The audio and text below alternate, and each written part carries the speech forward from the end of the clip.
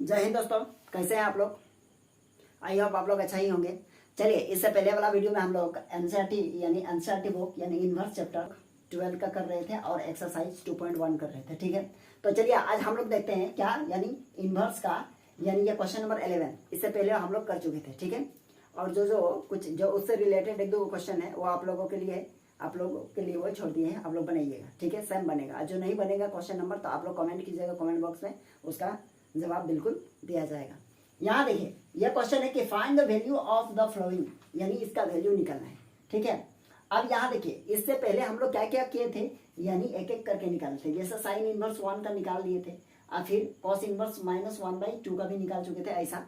लेकिन इस बार क्या किया है, 3 को एक साथ जोड़ दिया है। तो जब जोड़ दिया हो या घटा दिया हो, यानी प्लस हो या माइनस हो, बीच में यहाँ प्लस है यहाँ भी प्लस है, हो सकता है यहाँ माइनस हो यहाँ प्लस है या फिर और जगह माइनस हो। तो इस सिचुएशन में हम लोग क्या करेंगे, देखिए कुछ नहीं करना है, एकदम सिंपल है, बहुत सिंपल। देखिए सबसे पहले क्या लिखिएगा, सॉल्व, यही हम लिख देते हैं सॉल्व। अब इसका लिखेंगे सिंस वे नो दैट, क्या लिखना है आपको, we know that the range of the principal value of, देखिए यहीं तक है।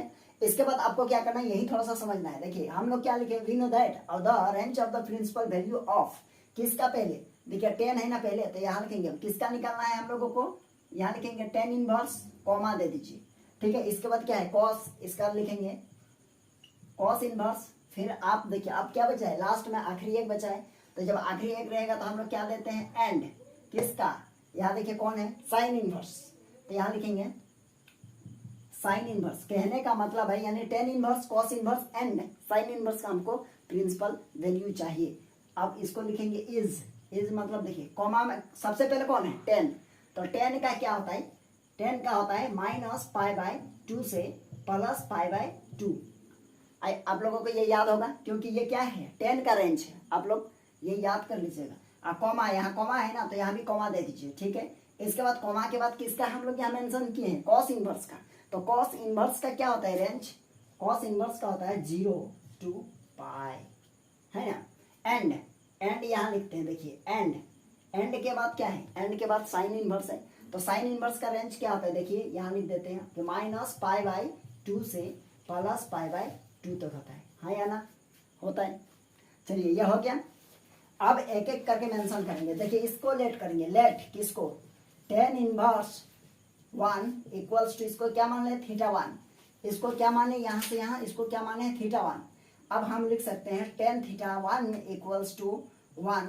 अब सोचिए 10 में कितना डिग्री का मान 1 होता है, तो 10 में 45 डिग्री का मान 1 होता है। अब यहाँ 10 कैंसिल हो गया, तो θ1 इक्वल्स टू कितना निकला, π/4। क्लियर है, और ये π/4 कहाँ बिलोंग्स करेगा, -π/2 और π/2 के बीच में। आई होप ये ठीक ठाक है। अब देखिए यहाँ हो गया। अब हम लोग निकालेंगे यहाँ कॉस का, कॉस इनवर्स -1/2 इक्वल्स टू, इसको क्या मान लेते हैं, θ2। ओके, अब यहाँ लिख सकते हैं कि कॉस θ2 इक्वल्स टू -1/2, लिख सकते हैं कि नहीं। और इससे पहले वाला वीडियो में हम लोग चर्चा किए थे कि यदि कॉस यदि माइनस में रहता है तो उसको हम लोग कैसे बनाते हैं। अगर आप लोग नहीं देखें तो वीडियो जरूर देख लीजिएगा। देखिए कॉस θ2 इक्वल्स टू, या माइनस है रहने दीजिए, कॉस में कितना डिग्री का वैल्यू होता है, 1/2। तो कॉस में होता है 60 डिग्री का वैल्यू होता है, तो इसको लिखेंगे π/3। अब यहाँ देखिए ये माइनस है, तो यानी क्या कर सकते हैं इसको, देखिए तो या माइनस का अंदर कर सकते हैं कैसे, कि π/3। यहाँ देखिए क्यों होता है, क्योंकि यहाँ देखिए कि cos π-θ equals to minus cos, ये होता है अकॉर्डिंग टू फर्स्ट ईयर का आप फॉर्मूला। अब यहाँ देखिए यह कॉस और यह cos cancel, that means θ2 equals to कितना हो जाएगा, यहाँ देखिए एलसीएम यही, तो यहाँ लिखेंगे 3 और यहाँ हो जाएगा 3π और -π हो गया। θ2 इक्वल्स टू हो गया आप लोगों हम लोगों का 2π/3। तो 2π/3 कितना डिग्री, देखिए तो 2π/3 है, यह कितना हो गया, π/3 मतलब 60, और 60 टू जा कितना 120, तो 120 किसके बीच में आएगा, कॉस है तो 0 और पाई के बीच में आएगा कि नहीं, मतलब 180, 0 और 180 के बीच में कहीं ना कहीं 120 होगा कि नहीं, बिल्कुल होगा। यहाँ देखिए ये θ2 निकला। अब हम लोग क्या निकालेंगे, फिर θ2 निकाल लिया। अब हम लोग लिखेंगे लेट इसको, ये देखिए ये भी निकाल दिए जिसको θ2 माने। आप इसको साइन को लिखिए, तो साइन के लिए let sine inverse -1/2 equals to, यहाँ हम θ3 बोल सकते हैं। अब यहाँ लिखेंगे कि साइन θ3 इक्वल्स टू -1/2, ओके 1/2। अब यहाँ लिख सकते हैं साइन θ3 इक्वल्स टू माइनस बाहर में, और साइन में कितना डिग्री का मान हम लोगों को 1/2 मिलता है, साइन में 30 डिग्री। तो 30 डिग्री को क्या लिख सकते हैं, π/6,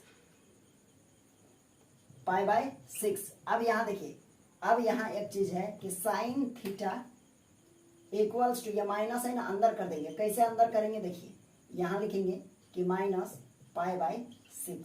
क्यों, यहाँ देखिए रीजन दे रहे हैं, क्योंकि हम लोगों को ये फर्स्ट ईयर में पढ़े हैं, इतना degree equals to minus sine theta. तो आप ये कह सकते हैं, यदि हम लोगों के पास ऐसा है तो हम लोग ये लिख सकते हैं कि नहीं, ठीक है। सिर्फ ये माइनस अंदर किस में नहीं जाएगा, cos theta and sec theta में, बाद बाकी सब में अंदर आ जाएगा। यहाँ देखिए हम लोगों का θ3 का वैल्यू कितना मिल रहा है, θ3 इक्वल्स टू -π/6। ये बिलोंग करेगा कहाँ, क्योंकि साइन है ना, तो देखिए -π/2 और π/2 के बीच में। तो कहने का मतलब ये कितना निकला, -30 डिग्री। और ये -30 डिग्री किसका निकला, साइन इनवर्स का। और साइन इनवर्स का रेंज क्या है हम लोगों को पता है, साइन इनवर्स का रेंज है कि -90 टू +90, मतलब -90 और जैसा नंबर लाइन में देखिएगा ना ऐसे कि -90 और +90 के बीच में कहीं ना कहीं आप लोगों हम लोगों का क्या है, -30 भी तो होगा, ठीक है। चलिए, तो हम लोगों का सारा चीज निकल गया। अब हम लोग क्या करेंगे, उसको ऐड करेंगे। देखिए अब कहाँ लिखिए, यही लिख देते हैं, ठीक है। अब क्या करेंगे, देखिए इसको क्या माने है θ1, आप लास्ट में लिखेंगे यहाँ सिंस इसको माने है θ1, तो लिखेंगे θ1 और प्लस ये क्या है θ2, तो इसको हम लिखेंगे θ2 और प्लस इसको क्या लिखे θ3, इसको लिखेंगे θ3। आप बताइए θ1 का वैल्यू क्या है, θ1 का वैल्यू हम लोगों को मिल चुका है π/4, तो यहाँ हो जाएगा π/4 और प्लस θ2 का कितना है, θ2 हम लोगों के पास है 2π/3।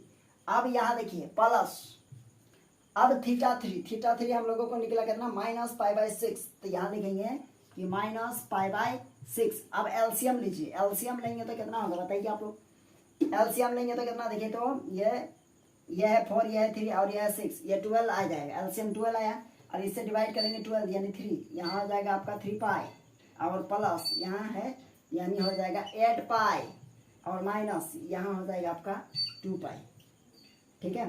तो हम लोगों का क्या रिजल्ट आ रहा है, देखिए 3π में 2π गया पाई और 8π और पाई हो गया 9π और यहाँ पर हो गया 12। अब क्या कीजिएगा, देखिए 3 3 जा 9 और 3 4 जा 12, तो हम यह कह सकते हैं कि 3π/4 ये हो गया हम लोगों का आंसर, ठीक है। तो आई होप ये क्वेश्चन आप लोगों को समझ में आ गया होगा कि कहाँ कैसे कैसे क्या क्या हो गया, ठीक है। ये थोड़ा सा लंबा है लेकिन आप लोग समझ गए होंगे, ठीक है। आप इसका स्क्रीनशॉट ले सकते हैं।